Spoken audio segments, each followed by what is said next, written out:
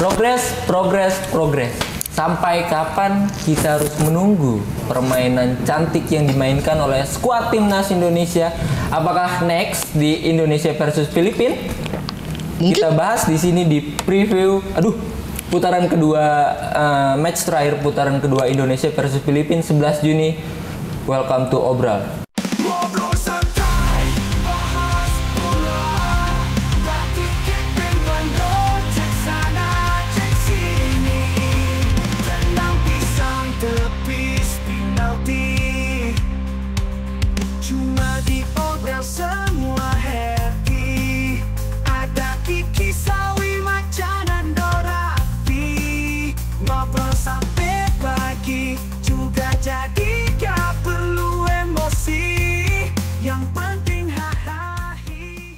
Oke, sebelum kita berlanjut, kita perkenalan dulu. Gue Maca yang bertindak sekarang sebagai playmaker di acara Obral kali ini. Kemudian ada gua Rizky, bodyguard Messi. Kalau ada pitching vendor, habis kalian sama saya. Kira Anatoli. Anatoli gua kira. Ini cocok banget tuh. Boleh ya? Boleh. Manajer dari mana ini? Gua bukan manajer gua. Pemain baru gua. Calvin Raffi. Bukan Calvin Jeremy, tapi Calvin Verdong. Ini siapa ini Mas ini? Kok tiba-tiba pakai kacamata kuning ya? Tadi belum. Edgar Davids. Abis nangis dari kalah. Aduh, sedih banget guys. Gua Nando Raven. Pemain baru Oh juga. iya. Sepertinya di sini sudah ada yang menunggu-nunggu pemain naturalisasi yang akan bisa dimainkan melawan Filipina. Menurut lu gimana, Dok? Preview Filipina versus Indonesia 11 Juni nanti. Menurut gua karena kita kan harus menang ya. Betul. Kita harus menang dan gue yakin pemain-pemain juga pasti paling tahu kita harus menang. Kita bahas secara taktik formasi dulu lah ya. Boleh. Gue yakin Sintayong masih akan tetap dengan 3-5-2. 3-5-2. Setuju. Ya Jordi Amat karena kartu merah mampus. Itu sebenarnya berkah ya. Berkah. Jadi di belakang gue harap sih ada Bang J. Mungkin Rizky Ridho ya masih dipercaya. Satu lagi mungkin Hapner ya. Gua nggak setuju kalau bilang Hapner. Itu Belum. awal. Antara Rizky Ridho atau Sandy Walsh. Hapner atau Sandy Walsh. Karena gua perhatiin Sandy Walsh lebih cocok jadi tiga belakang ya dibanding wingback. Terus masuk ke tengah dikirim masih Sen Patinama. Kalau Verdong udah bisa, katanya sih bisa ya. Bisa lawan Filipina, Verdong. Semoga dicoba ya. Verdong di tengah Jenner sama Tom Hai. Di kanan gue sih lebih setuju Sayuri sebenarnya. Yakob. Karena fighting spiritnya dia langsung menunjukkan ya. Iya, fighting spiritnya tinggi.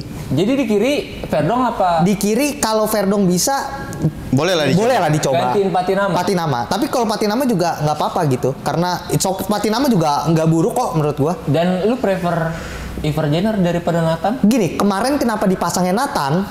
Karena yang main Jordi Amat.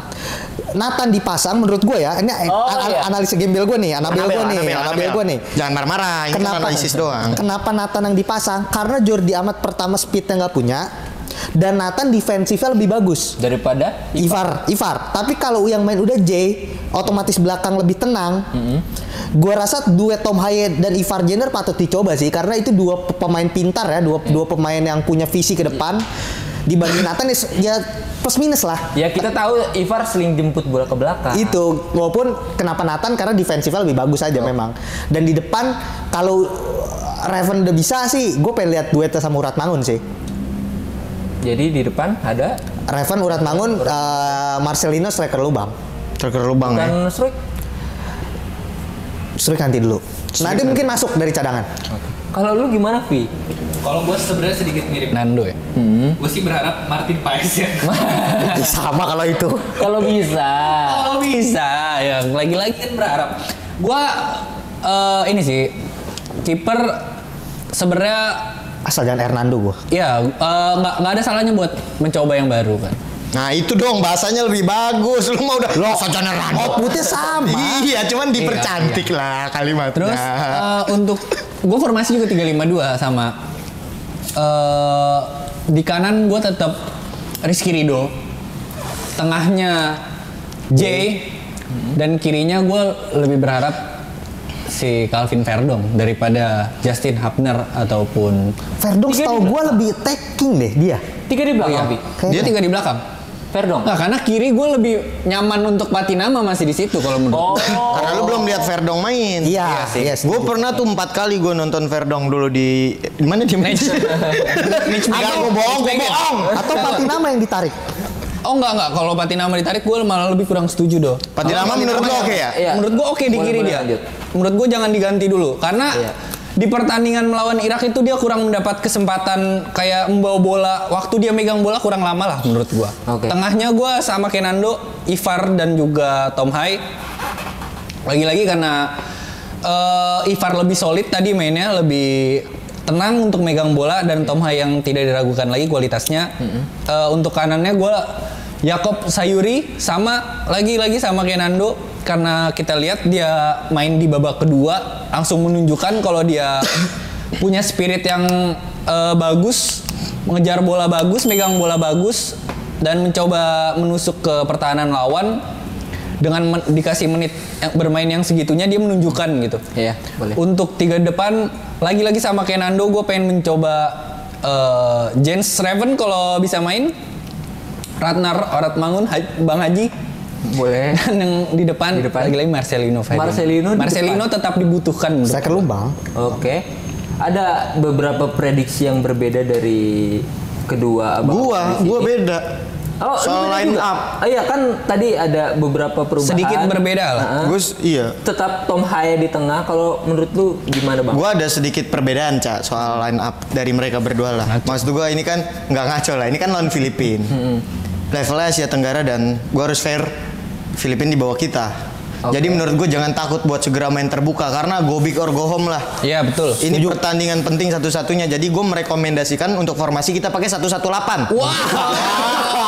Wow. Jadi taruh di situ Jay Izes, di tengah Tom Hay, di depan bagi 4 gini. Lah serius dengerin dulu. Depan tengah 2 itu ada yang namanya Ragnar sama si Struik. Terus ini Mulai ngaco banget. Tahu. ngaco tapi serius gitu ya ngomong. Emang mau didebat. Anjing. Oh, depan juga apa aja satu Gue langsung terima gue kalau kayak gini caranya. Iya sih kalau gue prefer 3-4-3 karena gue rasa kita nggak terlalu butuh banyak pemain tengah yang ngatur 3 orang gitu. 2 orang menurut gue cukup. Karena apa? Karena gue ngelihat ya tadi profil lawan kita gue rasa cukup menjanjikan kalau kita pakai cukup 2 pivot, yang satu stay model City lah, yang satu seperti Rodri mobile M-banking gitu. Siapa yang pakai? Apaan? Untuk mobile gue lebih prefer Ivar Jenner karena Tom Hai cukup dia playmaking jaga kedalaman dengan sedikit gangguannya lah. Karena gue tahu Tom Hai ini sulit juga untuk ngerebut gitu tipikalnya. Tapi dengan dia hadir di posisi itu aja nutup ruang passing. Nah menurut gue itu bisa jadi kerepotan lah buat Pinoy. Tom Hai tuh di playmaker. Ya, dia kreativitasnya tinggi dia. Yang dibutuhkan kayak pemain Italia itu Andrea Porli. Pirlo. Oh iya. Itu maksudnya. Kemudian untuk tengahnya ya gue prefer Ivar sama Tom Haye. Terus di kanan kiri gue agak beda lagi nih. Gue pengen kapten kita masuk Asnawi. Karena gue berharap, nggak tahu ya, di pertandingan kemarin ini kan ceritanya kemarin ya, pertandingan yang lawan Irak ya. Pertandingan kemarin gue ngerasanya tuh kayak pada hilang fighting spirit. Mungkin seperti yang udah dibahas kemarin juga ya sama kita, bahwa mungkin dari faktor lapangan gitu. Cuman gue berharap si Asnawi ini kan nggak pernah tampil nggak meledak Cak kalau tanding. Gue berharap apa spirit itu yang bisa ditularkan kapten, gitu.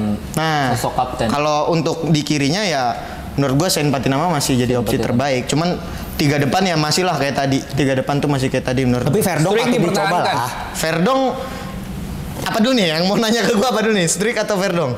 Ya lu jawab dulu. Oke, gue jawab dulu. Kalau masalah streak menurut gue masih layak dipertahankan karena satu, dia masih cukup punya effort gitu. Apalagi di pertandingan tadi. Kedua, menurut gue nggak ada lagi yang di atas streak.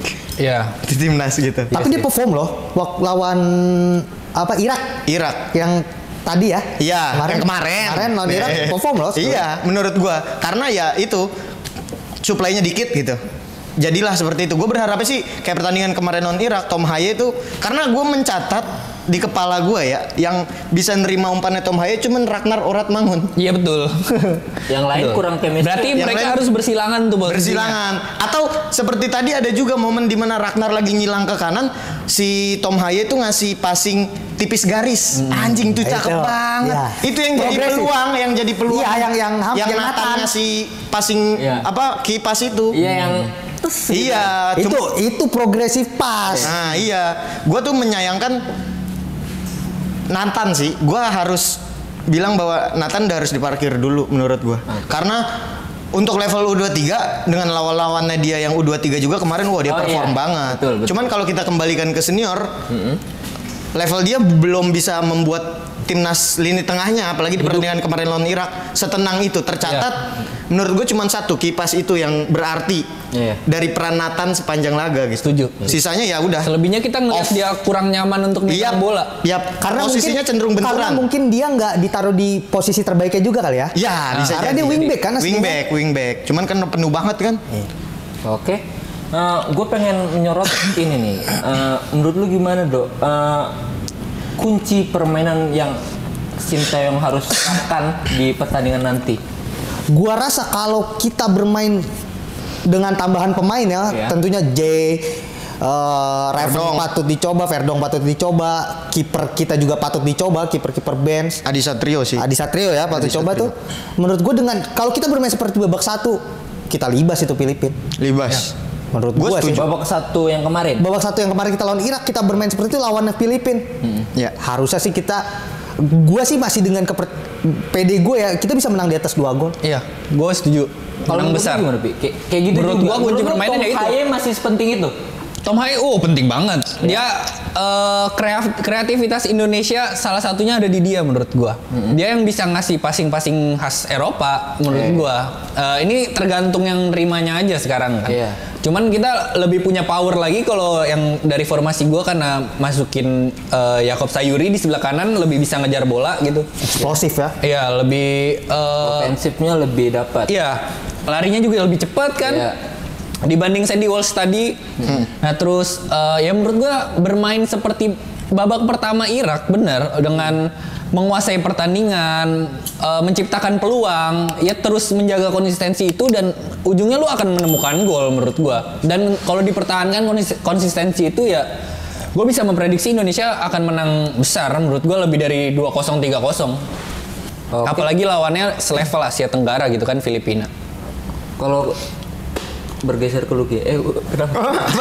Anjing gua kira ke dia. Gue nyorot kenapa? Luki, kita lawan Filipina ini game terakhir ya poin kita masih di atas Vietnam, namun ya kita nggak bisa bergantung gitu ya.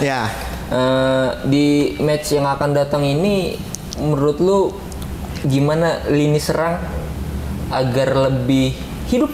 Biar lebih hidup. Menurut gua jadi posisinya gini loh, 3-4-3 yang gue maksud mungkin lebih ke 3-4-1-2. 3-4-1-2. Biarin Marcelino tetap di belakang striker. Free roll. Karena Bebas kita tahu terserah. kemarin lawan Irak bener-bener nggak dapet bola. Ya, karena itu menurut gue Marcelino sulit bergerak juga kemarin lawan Irak. Satu, masalah postur lah ya, itu nggak bisa dibohongin. Kedua, Marcelino tuh posisinya gue ngelihat stagnan kemarin di sana, nggak cukup ruang untuk dia berkreasi gitu, Cak. Gue berharap dengan lawan Filipina ini yang mana menurut gue materi pemainnya berada di bawah kita, dia bisa dengan leluasa dan percaya diri buat eksplorasi gitu. Karena kuncinya ya tetap di Marcelino gitu menurut gue di lini depan ya, karena sulit untuk terus-menerus mengandalkan passing dari Tom Haye langsung ke depan, Tom Haye langsung ke depan, karena kita udah sepakat bahwa permainan cantik yang kita mau itu ketika kita berada di AFC U23 kemarin lah gitu, passing 1-2 cantik indah. spektakuler, wow mempesona, top penuh mantap. cinta, Top mantap is the top best. mantap is the best. Karena menurut gue juga Marcelino berapa kali dia lebih efektif ketika menyisir sisi sayap dibanding dia main di nomor 10 ya. Iya benar, lebih melebar, menjemput bola. Lebih kerasa gitu perannya. gitu ya. Iya, dan fighting spirit sih Marcelino tuh harus lebih fight lagi. Kalau lu lepas bola kejar dong, track back gitu maksud gua. Dan untuk kedepannya kita ngomong jangka panjangnya, kayaknya kita harus Pak Erick Thohir gitu ya, dan jajarannya harus nyari pemain nomor 10 lagi sih, biar bukan untuk menggantikan Marcelino, tapi biar Marcelino ada pesaingnya. Iya, benar. Karena Marcelino terlalu bebas Iya, gua dia ngeliatnya. merasa aman, 19 tahun starting terus, gak ada pelapis yang mumpuni buat ngegantiin dia. Jadi gue ngerasa kayak lu harus udah mulai ada kompetitornya nih si Marcelino. Menurut lu nyamannya di mana dong Marcelino mainnya? Kalau gue sih mending Marcelino di 2 depan Ki. Karena menurut gue Marcelino tuh kayak lagi krisis posisi Itu. vital, ngerti nggak? Ya dia ditaruh di sayap, oke, ditaruh di belakang Striker. oke, ditaruh di striker berdua juga oke, cuman nggak ada yang wow. Ya cuman gue ngeliatnya bener kata lu yang lebih cocok di belakang kedua striker, kedua pemain depan. Untuk saat ini itu opsi terbaik. Tapi Iya. Marcelino kalau kita perhatiin dia sering kali berbahaya dari sisi kiri. Iya, maksud gue sepenglihatan lu aja deh, nyamannya di mana gitu. Oh, kok gue jadi host? Kalau menurut gua, kalau memang Sintayong berani, coba main 4-3-3. Marcelino taruh di wing kiri. Wing kiri. Lu merasa itu potensi terbaik? Itu potensi terbaik dia. Orat Mangun di tengah atau di kanan sama Struik boleh atau Reven. Kita belum lihat kan Reven, tapi layak dicoba aja. Layak dicoba lah. Ya, selanjutnya gue pengen kulik Kunci gitar, kulik. Enggak ada. Itu dipetik. Iya ya. Itu banyak banyak disautin mulu. Gue pengen kulik Lagu Peter Pan. Selain permainan banyak kekurangan untuk memajukan sepak bola Indonesia. Oh, lebih luas nih kayaknya bahasannya nih. Nggak dikit aja. Oh ya boleh. Kendra bakti gue. Kayak apa yang kurangnya bisa ditutupi dari banyak kan Faktor utama ya, lapangan yang harus diperbaiki menurut gue. Pertama lapangan. Kita punya 5 hari kurang lebih untuk memperbaiki rumput yang ya ayolah lu sekelas stadion utama masa rumput setebal itu kan. Pertama itu rumput. Yang kedua ya udah sih, gua mau kritik di rumput aja menurut gua, sama ini mungkin pemilihan venue antara konser dan sepak bola menurut gua. Berdekatan kayaknya Salah satu tuh harus mengalah, entah itu konser atau sepak bola. Cuman yang gua tahu, stadion utama Gelora Bung Karno diciptakan untuk sepak bola. Ya. Tapi baju lu kayak episode sebelumnya sih, cuman pakai ini doang. Oh enggak, gua kan tadi pakai baju itu. Oh iya ya. Jadi ketahuan. Iya. Kalau lu menurut lu gimana Ki? Apaan? Faktor-faktor yang harus Menurut gua ditutupi ya di luar permainannya. Menurut gua gini. Keturunan itu mungkin akan habis. Darah kita di luar, ya entah kapan lah, mungkin akan habis. Yang paling penting adalah pondasi kita.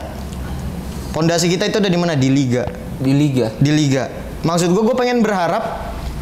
Ya oke, gue paham lah banyak di berita yang bilang bahwa Erick Thohir tuh dari bawah ya, dari atas iya. Artinya saat ini iya, masa depan juga iya. Cuman gue belum lihat keseriusan dari PSSI untuk mengurus liga. Gitu. Karena menurut gue bagaimanapun liga yang baik akan menciptakan pemain nasional yang baik gitu. Kalau itu nggak berimbang akan sulit. Menurut gue kita bisa contoh yang nggak usah jauh-jauh. Kita lihat aja ke Thailand.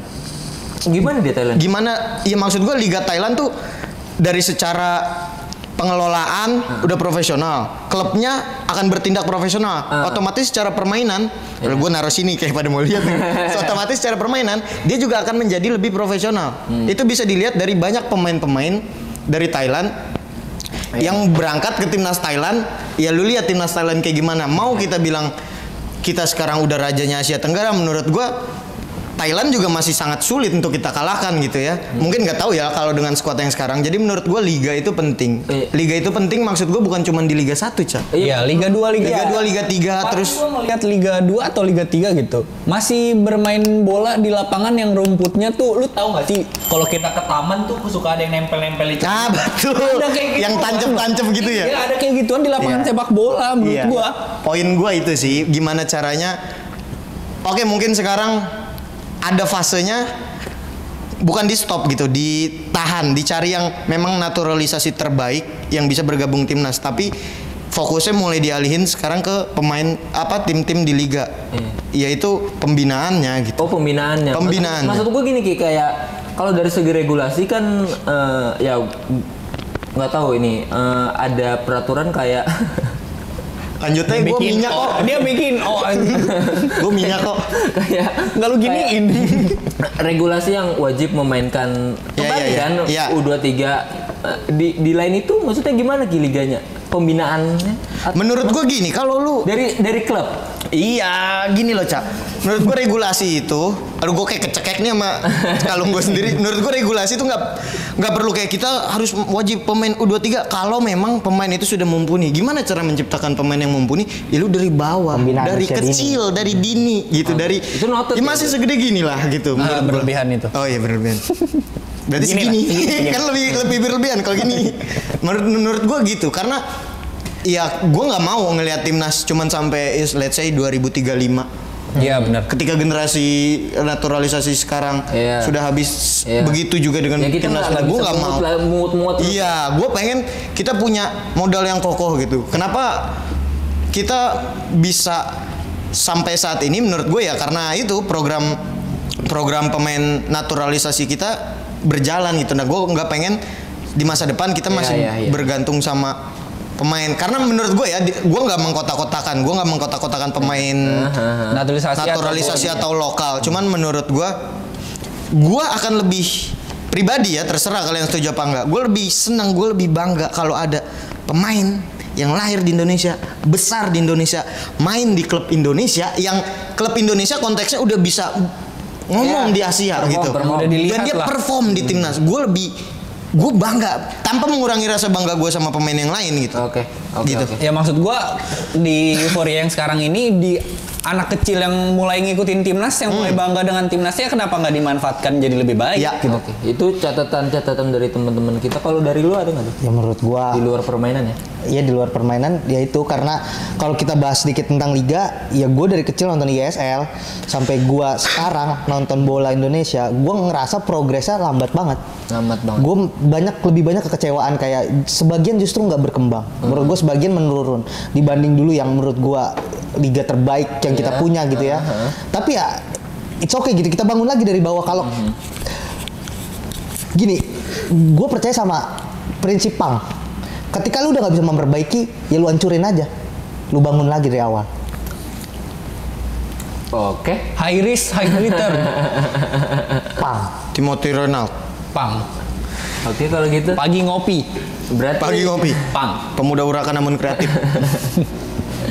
Berarti ya seperti itu catatan-catatan ya pembinaan usia dini, dan mungkin di akademi dari masing-masing klub juga ya. Infrastruktur.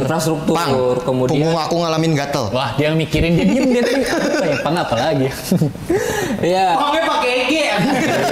PANG, punggung aku ngalamin gatel. Sorry, Cak. ya sekian banyak catatan gitu, mungkin teman-teman yang menonton ada masukan bisa diramaikan kolom komentarnya, pendapat kalian gimana, dan karena kayaknya gue nggak bisa lanjut lagi nih. Gue pengen lanjut ya, udah lu keluar aja, gue lanjut. Jangan dong. Harus gue hostnya. Buat tambahin dikit ya. Apa Bi? Gimana SDM mau maju kalau infrastruktur yang nggak dibenerin? Nah, infrastruktur tuh Kalau bisa penting bangun jalan tol dari enggak. Emang lu 02? Enggak, apaan sih? Kok infrastruktur? Nggak usah gitu lah. Panik, kenapa nggak main di JIS lagian ya? Kelihatan banget pendukung kosong. Nah, parkir kok bisa bikin Aksesnya. Kok bisa bikin tempat gede gitu belum Itu mikirin parkir? kalau 271 triliun buat sepak bola. Wow. 300 katanya sekarang udah 300. Kalau buat sepak bola itu maju sepak bola. Maju ya? Ya udah gitu, pokoknya Tapi semuanya. kenapa bisa ya? Banyak main kayak Ronaldo tuh di sini. Bikin stadion nggak mikirin aksesnya ya? Kok bisa ya? Menurut lu kenapa, Dipikirin. Cak? Kata siapa nggak dipikirin? Ibu kota pindah, terus masyarakat banyak yang pindah. Tapi kan, jadi bisa masuk gitu nggak rebut-rebutan lagi. Kelihatan banget. Ini bahas stadion ya. Kelihatan banget pendukung. Sama inilah sekalian lah Tapera lah yang menurut aja lah. Masa gaji UMR masih dipotong aja. Rumahnya mana? Rumahnya dulu lah. Ada barang ada duit. Gak ada rumahnya suruh bayar. Astagfirullah. Sama ini, koruptor-koruptor yang udah nggak di penjara nyalonin lagi ngapain? Masyarakat kita nggak bodoh kok. Tapi ada yang milih. Ya itu karena dikasih duit lagi, Oh, korupsi iya, ya. lagi ujung-ujungnya. Iya lah pasti kayak gitu lah. Duitnya dari mana? Dari Sama korupsi UMR, gede. kalau UMR 10 juta Tapera nggak apa-apa. UMR berapa? Sama tolonglah UMR Jogja, saudara saya banyak orang Jogja itu. Tolong dinaikin, minta tolong. Jangan kayak gitu-gitu terus kan ini. Ya iya, ayo dong guys. Ayo ditambah lagi semangatnya mengelola negara supaya kita bahagia. Dari berbagai sisi. Kacau tuh Tapera. Kacau Tapera kacau, korupsi kacau. Udah, Ki. Syahrul Yassin Limpo kacau. Cari duit sampai bol-bol ki anjing. Kacau. Banyak yang dia harus dibenahi di Kacau. negara ini ya. Iya. Orang nyari kerja Ya, susah. Udah pergi. Gua lama-lama Ini pegawai perbaiki. honorer Kementerian Pertanian dibayar 4 juta, cuman nyanyi. Aduh. Situ mah enak. Iya. Emaknya terserah. Nah, Udah melenceng jauh ini. bukan masalah melenceng jauh. Ini kan namanya Michelangelo maksud gue emak itu. iya, Ninja Turtle. Lama-lama Depok kita merdekain juga nih Depok ya. Iya. Ada yang bilang dinasti politik baik, astaga naga. Janganlah begitu-gitulah. Janganlah. Udah. Tuh baca udah bad mood. BDMD. Ya buat kalian semuanya yang punya pendapat, tolonglah diramaikan kolom komentar, disupport juga kita biar lebih semangat dan Nanti kita pengen bikin mini soccer, Cak. Iya. mau bikin Mini soccer ngajak shockbreaker kita nih. Oh boleh. Ngajak si Ridho Iksan. Ridho Iksan, Iya, boleh. Bonceret Capruk ikut. Deddy Mansur, bapak gua. Itu dari Mansur. Ini bapak gua komen. Bisa Pengelolaan juga. stadion GBK berada di bawah. Bapak gua bisa juga main minsok. Oh bisa ya? Iya nggak apa-apa, gue nggak nyalain. Gua nggak seneng sama bapak gua nih. Seneng Om, I love you. Lebih Ada seneng yang mau. bapak gua atau fans Itali? Fans Liga Itali? Ah udah ditutup aja.